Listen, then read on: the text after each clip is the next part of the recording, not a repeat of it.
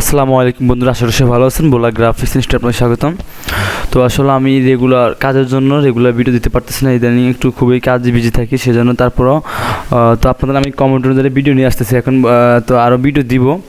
তো একজনে কমেন্ট করছেন যে ইলাস্ট্রেটর পিডিএফ করবে কীভাবে, তো আমি সেটা দেখাবো এখন। তো ইলাস্ট্রেটর পিডিএফ করার জন্য আমরা যেটা করব, দেখেন আমরা এখান থেকে এই যে ফাইল, যতগুলো ফাইল হোক, আপনার আর্টবোর্ড আপনার অনেকগুলো হোক, তবে ইলাস্ট্রেটর আপনার বেশি আর্টবোর্ড নিলে একটু স্লো হয়ে যায়, স্লো কাজ করে। এবং আপনি যদি ইনডিজাইনের কাজ করেন, ইনডিজাইনের সহজে স্লো হয় না, স্লো করে না আপনার। তো ইলাস্ট্রেটর বেশি ফেজ নিয়ে কাজ করলে আপনার একটু স্লো করবে, হ্যাং করতে পারে অনেক সময়, আপনার একটু দামি কম্পিউটার থাকলেও, ঠিক আছে।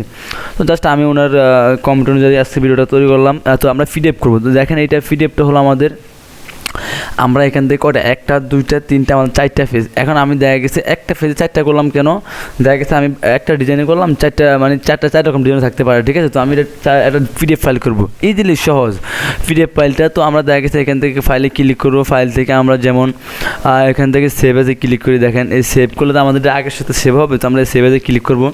যেমন আমরা এই ফাইল, এখানে দেখেন আমাদের এই ফাইলটা তৈরি হলো, এই ফাইল, পিডিএফ ফাইল, দেখেন পিডিএফ ফাইল, ইপিএস ফাইল, এখানে টেমপ্লেট, এআইটি টেমপ্লেট, এরপরে এসবিজি, এরপর অনেকগুলো ফাইল আছে, ঠিক আছে। আমরা এই কটা ফাইলে সেভ করতে পারি।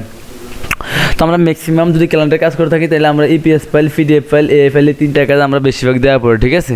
তো এখন আমরা যেটা করবো, দেখেন আমরা এখান থেকে জাস্ট আমি ডেস্কটপে সিলেক্ট করি, ডেস্কটপে আমি এটি পিডিএফ সেভ করবো।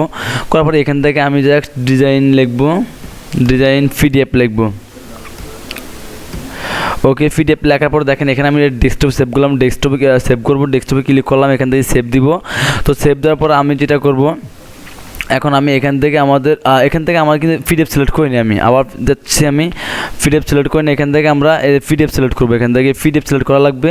ওকে, এরপর আমরা ডেস্কটপে যাবো, ডেস্কটপ যাওয়ার পরে এখানে লিখবো ডিজাইন পিডিএফ।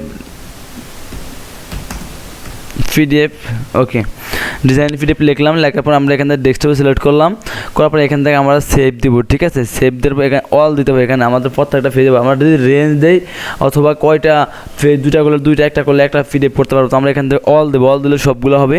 তো আমরা এখান থেকে সেভ দিব, সেভ দেওয়ার পর আমাদের আর দেখেন এখান থেকে আমাদের ইলাস্ট্রেটর আছে ডিফল্ট। তো আমরা এখান থেকে কী করবো, এখান থেকে পিডিএফ অনেকগুলো সাইজ আছে, ঠিক আছে।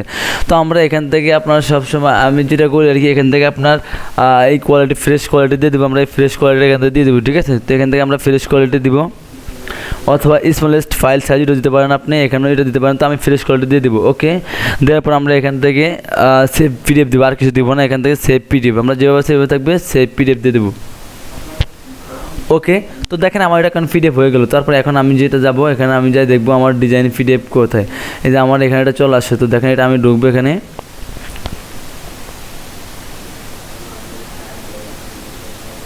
ওকে দেখেন এটা আমার এখানে পিডিএফটা শো করলো, দেখেন এটা আমার পিডিএফটা শো করলো, এখন আমি দেখতেছি।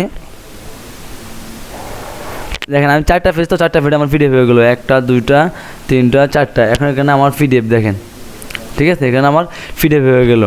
তো আমরা এইভাবে ইলাস্ট্রেটর পিডিএফ করতে পারি, কোনো ইজিলি সহজ, কঠিন কোনো কাজটা না। তো যারা পারেন তারা ভালো, না পারলে তারা এই ভিডিওটা দেখে নেবেন, সুন্দরভাবে পিডিএফটা ইজিলি খুব সহজে করা যায়। ওকে, তো আমি নেক্সট আরও ভালো ডিজাইন নিয়ে আসবো, এবং আমি একটু খুবই পার্সোনালি কাজে খুবই বিজি আছি, সেজন্য রেগুলার ভিডিও দিতে পারি না। তো এখন থেকে রেগুলার ভিডিও দিব। তো সবাই ভালো থাকবেন, আল্লাহ হাফেজ, দেখা হবে নেক্সট ক্লাসে।